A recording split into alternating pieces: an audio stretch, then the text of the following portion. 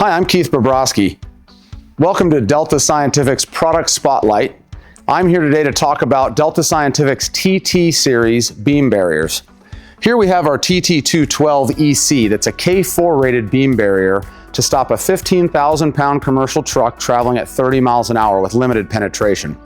This unit here uses a chain and crash rating technology to stop the vehicle with very limited ground infrastructure requirements.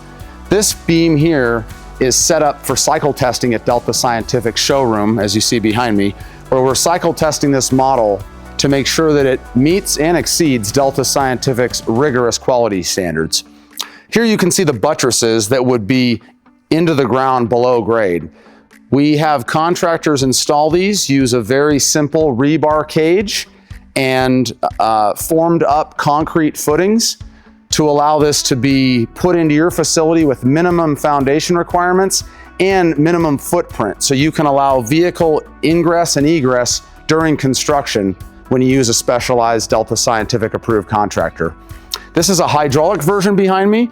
We can see a very small hydraulic access box here and HPU in the back. This is also offered in electromechanical and manual operation, where one guard or officer can lift this beam barrier up by hand. The hydraulic assist allows it to gently raise to the top, and then there's a pull rope where you can pull it back down safely and effectively, closing off your access point. One more thing to note with any beam barrier is making sure that it operates at a nice, slow, controlled fashion. A lot of installers and some industry professionals like to speed up beam barriers for very high throughput traffic. If you have a lot of vehicle traffic, a beam barrier may not be your best option. You may want to go with a wedge barrier or bollards, or maybe Delta Scientific's new bifold gate that offers a higher throughput rate. This barrier will raise and lower at about 1 second per foot of the beam length. So this here is a 12-foot clear opening. This will take about 12 to 15 seconds to raise and a half cycle to lower. Tim here is going to show us how fast this barrier should be moving for safe and effective operation to make sure that it doesn't go up too fast and try to break the beam on the way up or slam down and cause damage to the beam on the way down. Again, Delta Scientific products can take a lot of abuse, but for the longest longevity and the longest service intervals possible, you want to have this beam operating at a moderate speed. Check it out.